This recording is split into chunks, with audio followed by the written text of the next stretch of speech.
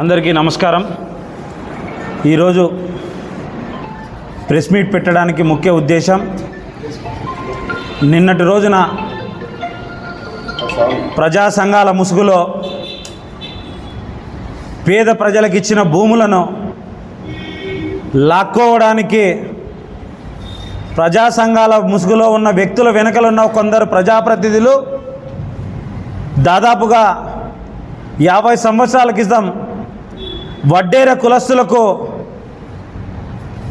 జీవనోపాధి కోసం ప్రభుత్వం ఏదైతే వారికి 1986 సంవత్సరంలో దాదాపుగా 2 ఎకరాల చిల్లర భూమిని కేటాయించడం జరిగింది. గతంలో ఆ భూమికి కూడా వారు శిస్తు చెల్లించడం జరిగింది.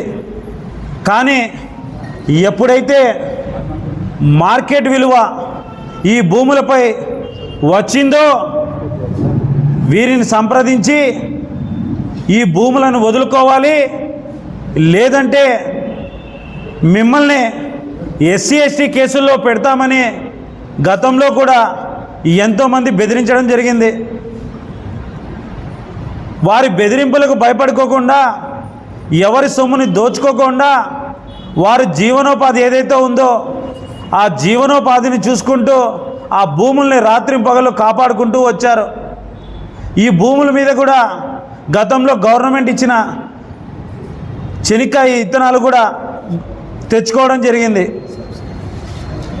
కానీ కొంతమంది ఈ భూములు ఎలా అయినా లాక్కోవాలని చెప్పి ఒక 4-5 సంవత్సరాల కిందటి నుంచి వీళ్ళ వేధించడం, ఆన్లైన్లో వీరికి పాస్బుక్లు, ఏవైతే పట్టాలు, 1B అడంగళ్ళు, అలాగే ప్రభుత్వంకి శిస్తు ఏదైతే కట్టారో అవన్నీ ఇక్కడ ఉన్నాయి. ఇవన్నీ ఎందుకంటే మీడియా ముందుకు ఎందుకు చూస్తున్నామంటే మీరే జరిగిన వాస్తవాల్ని అవాస్తవాలు ఏంటనేది ప్రజలకి తెలియజేస్తారని చెప్పి ఈ పొద్దు మీడియా ముందుకు రావడం జరిగింది. కావాలంటే ఒకసారి ఇది చూడండి. ఈ పట్టా అప్పుడు ప్రభుత్వం వారు ఇచ్చిండేది.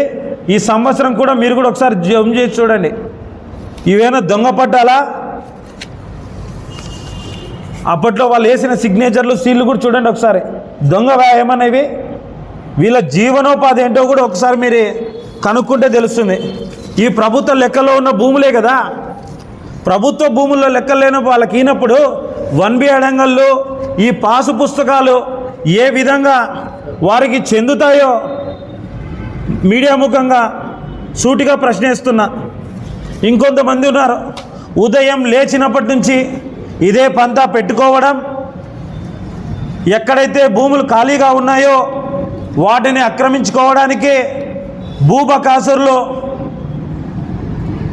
డాక్టర్ బాబాసాహెబ్ అంబేద్కర్ గారు ఇచ్చిన రాజ్యాంగాన్ని అడ్డం పెట్టుకొని ఎస్సీ ఎస్టీలమంటూ కొందరు అమాయకులు తెచ్చి వారి చేత వీరి మీద ఎస్సీ ఎస్టీ కేసులు పెట్టడం, బెదిరించడం, డబ్బులు లాక్కోవడం.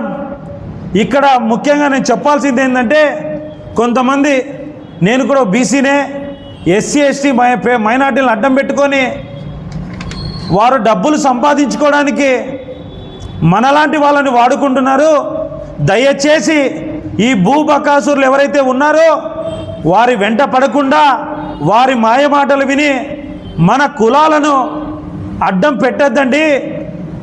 మిమ్మల్ని ఒక్కటే వేడుకుంటున్నా, మీ పాదాభివందనం చేసి చెప్తున్నా, మనకు ఏదైతే రాజ్యాంగం హక్కు ఇచ్చిందో ఆ హక్కుని 10 మందికి ఉపయోగపడే విధంగా మనం వాడుకుందాం. కానీ పనికిరాని భూబకాసురులకి, పేద ప్రజల్ని వేధించడానికి మనలాంటి వాళ్ళని వేధిస్తే ఖచ్చితంగా మనం దాన్ని తిరస్కరించి మనం దూరంగా ఉండాలి. నిన్నటి రోజున దాదాపుగా ఇప్పటికి ఈరోజు కొత్త ఏం కాదు, నిన్నటి నుంచి దాదాపుగా ఒక 4 ఏళ్ల నుండి ఇదే పంతా జరుగుతూనే ఉంది.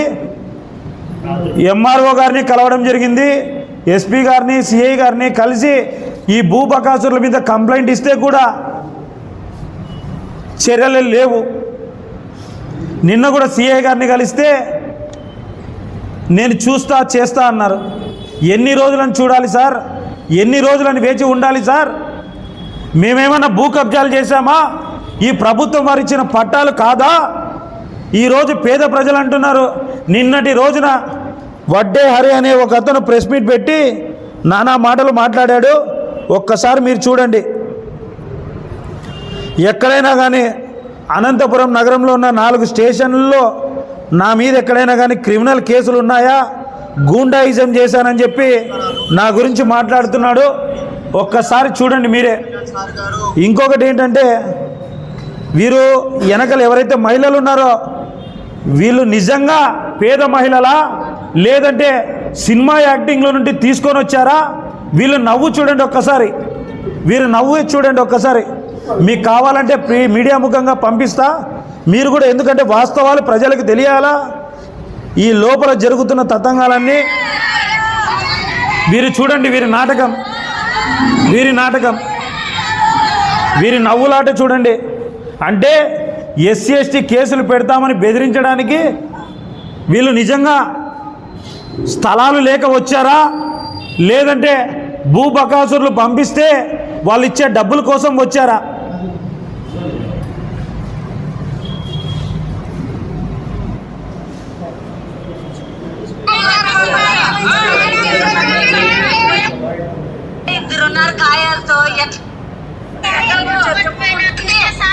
ఈమె నవ్వు చూడండి ఒక్కసారి దయచేసి. కావాలనే మా పేర్లు చెప్పి ఆమె నవ్వు చూడండి. ఎవరు చెప్పిస్తున్నారో వాళ్ళ వెనకుండి ఒక్కసారి ఇది కూడా.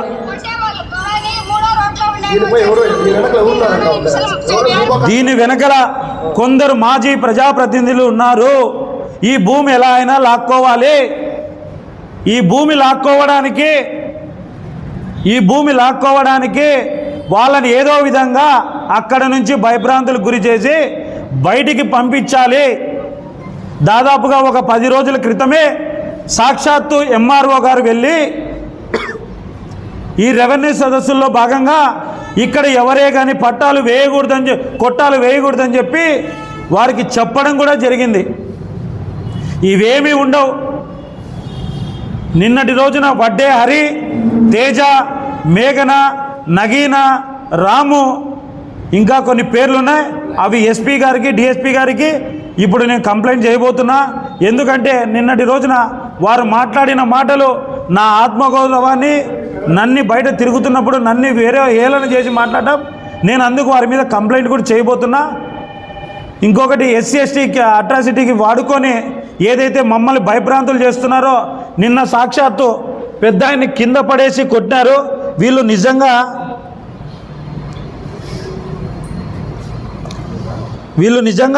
ఇళ్ళ పట్టాల కోసం వచ్చారా, లేకపోతే ఎవరో చెప్పి?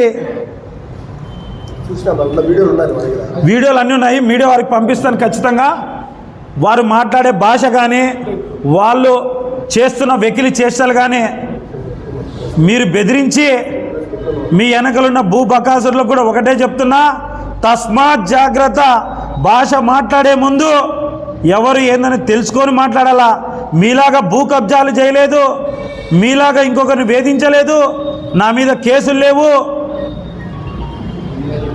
ఎమ్మెల్యే పేరు వాడుకోవడానికి నేనేం తప్పుడు పనులు చేయలేదు. ఎమ్మెల్యే గారు తప్పుడు పనులు చేయమని మమ్మల్ని ప్రోత్సహించలేదు. 5 ఏళ్ళు ప్రతిపక్షంలో ఉన్నాం, తెలుగుదేశం పార్టీ కోసం కష్టపడినాం, ఇప్పుడు కూడా కష్టపడుతున్నాం, జెండా మోస్తాం. మీ వెకిలి చేష్టలతో అయ్యా చంద్రబాబు నాయుడు గారు అని, అయ్యా లోకేష్ గారు అని మీ వెకిలి చేష్టలే త్వరలో ఇవన్నీ తీసుకెళ్ళి ఎస్పీ గారికి, డిప్యూటీ సీఎం గారికి కూడా మేము తెలియబోతున్నాం.